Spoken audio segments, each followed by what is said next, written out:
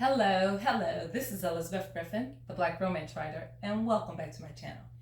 If you haven't subscribed, please take a moment and do so, and definitely share my content with others. Today, I want to pose a question.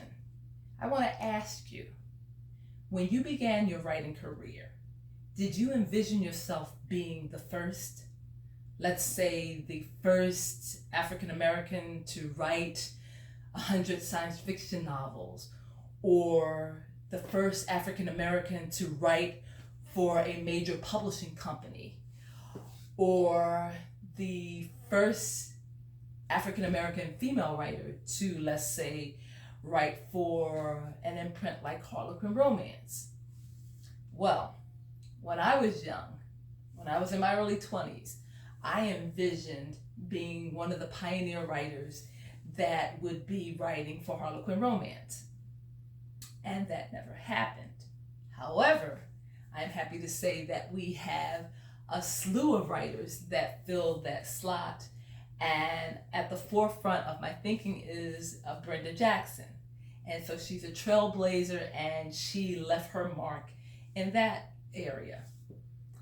I also think about Beverly Jenkins and how she left her mark, or is leaving her mark, on the historical Black romance area or genre. And in looking at these women and their careers and other people who have been the first in publishing, I felt that there was nothing for me to do because other people have accomplished these things. And there is no way for me to make my mark, to leave my imprint, to do something that is exceptional, because other writers have done it already. And then I was thinking, that's not necessarily true. Actually, that's not true at all. You as a writer can leave your own distinct mark, and it can be a big mark. And you don't need to measure yourself against other writers who have been the first in their field.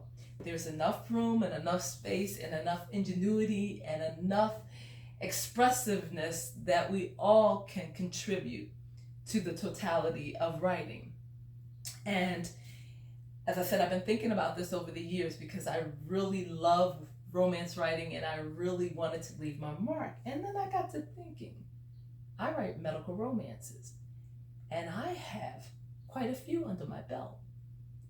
And I could be not necessarily the first, but I could leave a major mark in the medical romance arena, especially when it comes to African American romance.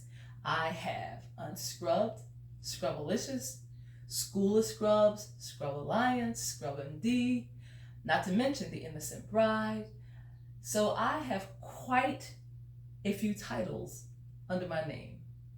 So I say that to say, do not be intimidated by what others have accomplished.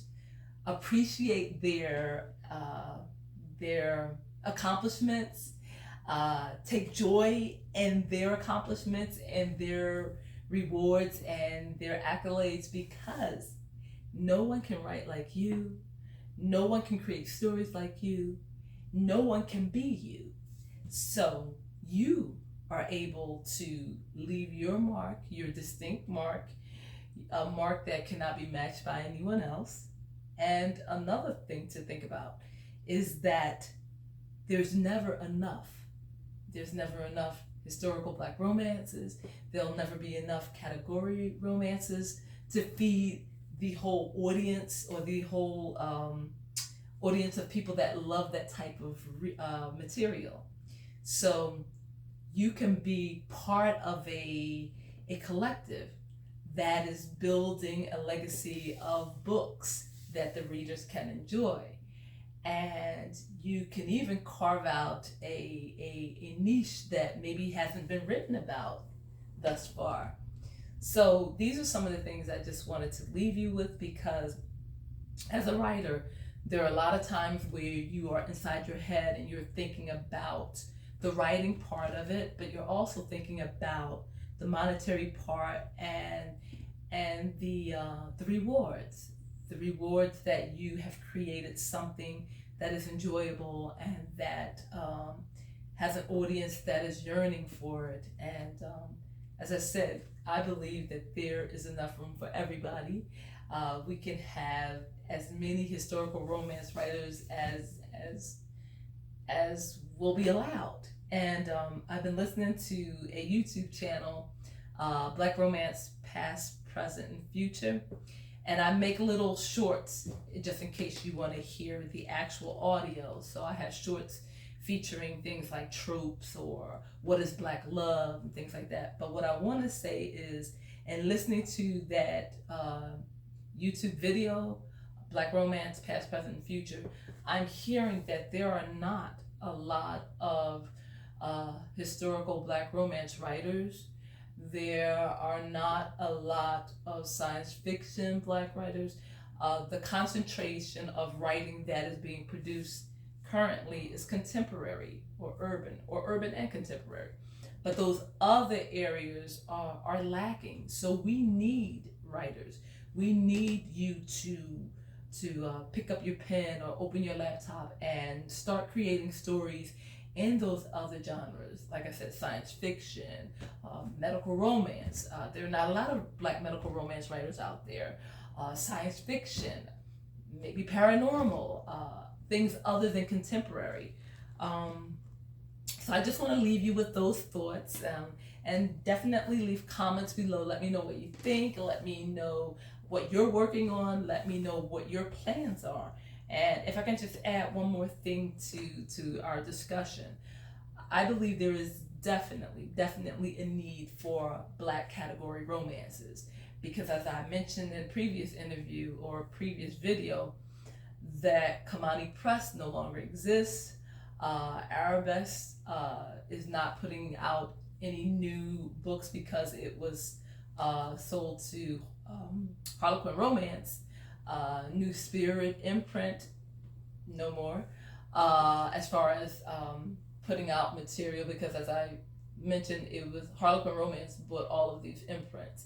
So we need category romances. We need young adult category romances for children of color or Black children. We need to think about creating our own lines of category romances to supply the demand, because as I mentioned, Kamani Press no longer exists. They closed their doors. So what are the readers going to do? They'll go to other areas, but there is a huge void, and I think we as indie authors can fill that void. So as always, thank you for joining my platform. I'm wishing you love, peace, joy, and happiness. Until next time, bye-bye, and happy writing.